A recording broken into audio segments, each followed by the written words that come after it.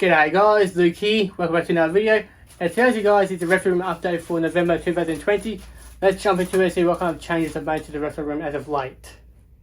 We'll start over on this side room guys. So up here in this 3-foot exoteric enclosure we have Chappie and Orchid, and my two Australian carpet pythons.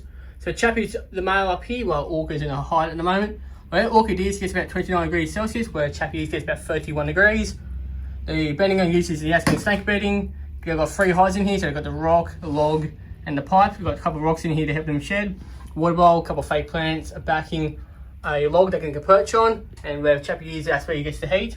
So I use a 100-watt moonlight globe to kind of keep these guys warm.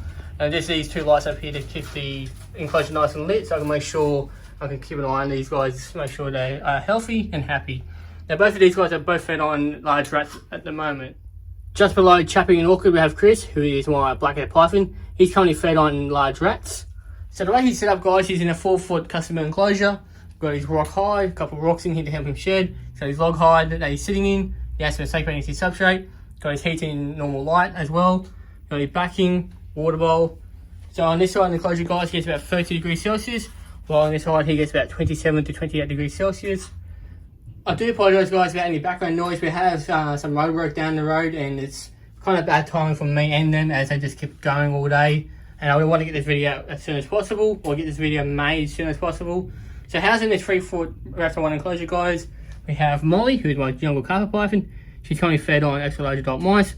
So we've got the way her setup is, she's got the Aspen snake bedding, got a log hide, fake stick, a rock hide, a water bowl.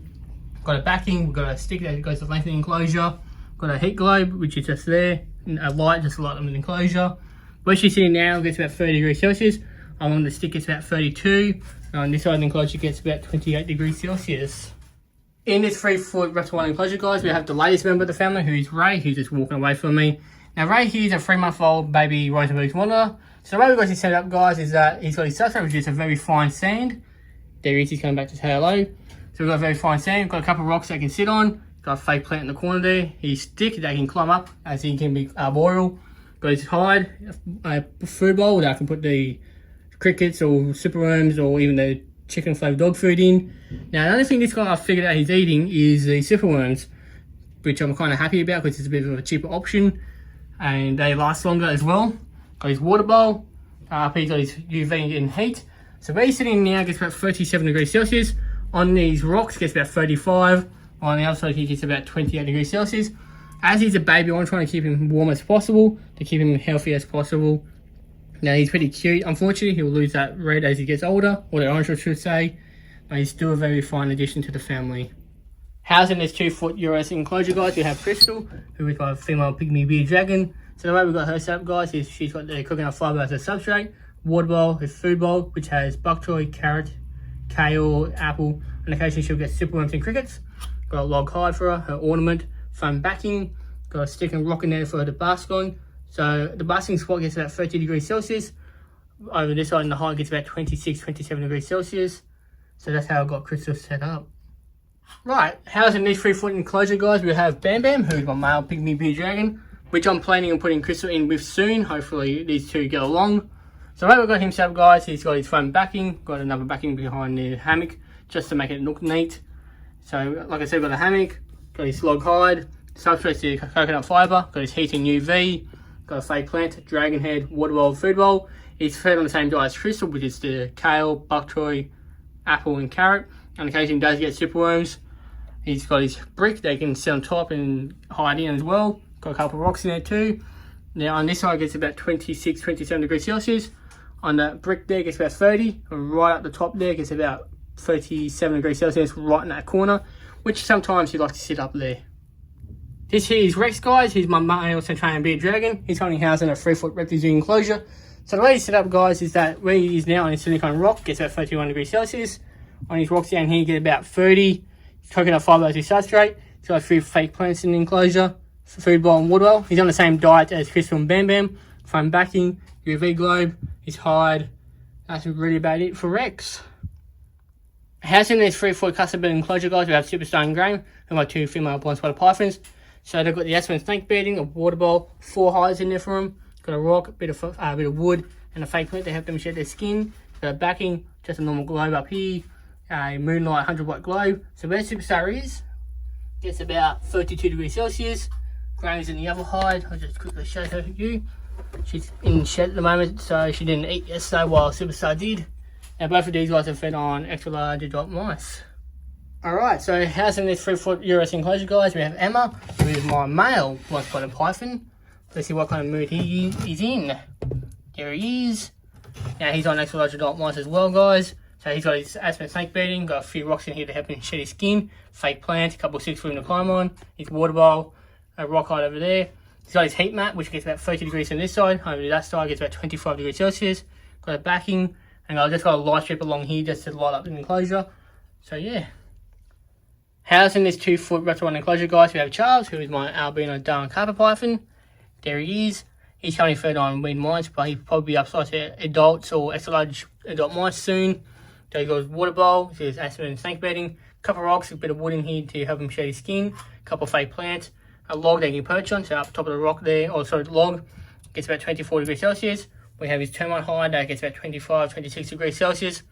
Where he is now, he's got his heat mat, which gets about 31, 32 degrees Celsius in that hot spot there. Right, housing this 4-foot Eurus enclosure, guys, we've got the diva of the reptile room, guys.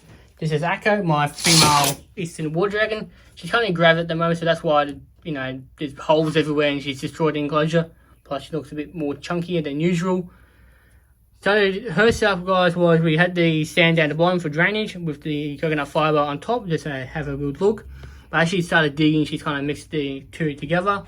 We've got her a couple bits of wood in here so she can bask on it. Her hammock, got a fake plant, a slab of wood, a few rocks around the pond she can go in. We have a food bowl which has kale, bok choy, apple, carrot, and chicken dog food. We've got a diva sign, a stick, a heating UV. On the hammock here gets about 32 degrees Celsius. Where she's sitting now gets about 30 degrees Celsius, while her water gets about 22, and in that corner there gets about 24 degrees Celsius. Housing these 1-foot reptile enclosure, guys, we have Salt and Pepper, who are my 2 Rittereye Banded geckos.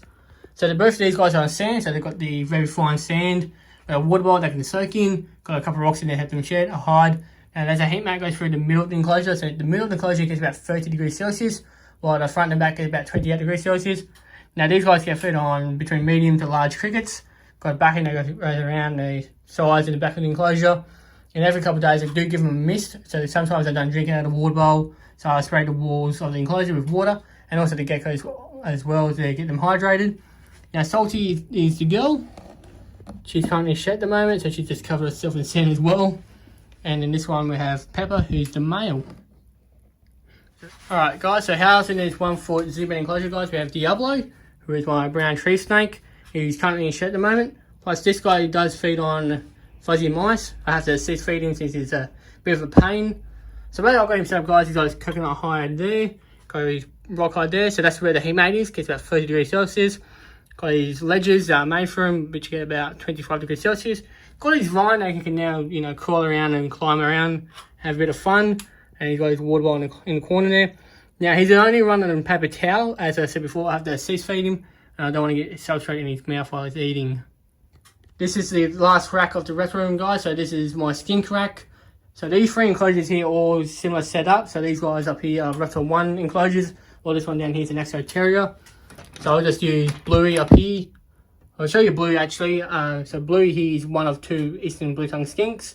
He's the brother of Bo. So he's very similar setup. So he's got his heat. So up here gets about 30 degrees Celsius. Got his UV. He got his hide as in, coconut fibre, brick of rock, his water bowl. And now these guys are fed on apple, dog food, kale and bok choy, blueberries and carrot. On occasion they get their silkworms. So that's Bluey. Down here we have Bo, who's the other blue-tongued skink. Now these guys used to be housed together until they started fighting one day. So you can see Bo's a very identical setup to Bluey. He's just up in there. He's more of a shy blue tongue, unlike Bluey, who will come out when the doors open. But down here, guys, the only thing that's different is this one's got 2 UV globes, got 2 hides, as this one's a bit more shy.